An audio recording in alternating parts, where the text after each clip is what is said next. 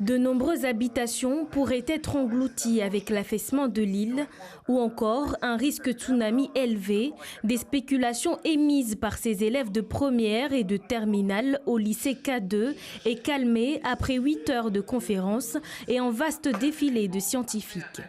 Avant qu'il y ait la conférence ici, oui, je me posais des tas de questions. Mais après, je me disais que vu qu'on avait la barrière de corail, on avait la passion S, on avait la mangrove, il n'y avait pas vraiment un risque de tsunami. Enfin, je me disais que c'est quasi impossible. D'un côté, dans le positif, ça va nous permettre d'avoir des connaissances sur le volcan et attirer, au niveau économique, ça va attirer les touristes et comme ça, le tourisme de Mayotte va être développé. Présenter à la population de Mayotte l'état des connaissances sur ce phénomène sismo-volcanique, un premier pas pour concilier la population et les recherches scientifiques.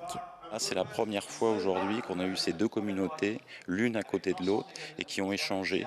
Et ça va permettre de changer pas mal de choses, et en particulier sur l'information auprès des enseignants, auprès des étudiants, des petits dans les écoles.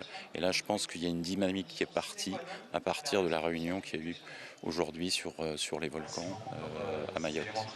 Une série de missions ont été coordonnées entre les services de l'État et les instituts scientifiques. Aujourd'hui, 13 travaux ont été présentés dans le but d'affiner les recherches et préparer la population à des risques éventuels. Il y a eu un travail très intense qui a été conduit depuis 1 an et demi et on a une bonne connaissance générale du phénomène et de ce qui pourrait se passer. Et ça, c'est tout à fait essentiel pour se préparer, par exemple, à des événements d'inondation par submersion. On sait où cela pourrait se passer et à quel niveau d'intensité. Anticiper et préparer la population, un travail auquel a participé cette association. Nous avons travaillé 2 week-ends de suite pour parvenir à faire le pont entre le discours scientifique et son équivalent pour le commun mortel. Nous nous sommes rendus compte qu'en fait, quand les scientifiques parlent, c'est comme s'ils se parlaient entre eux.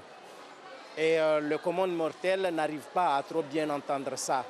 Et Chimay fait partie du commun mortel et il a aussi un pied du côté des scientifiques.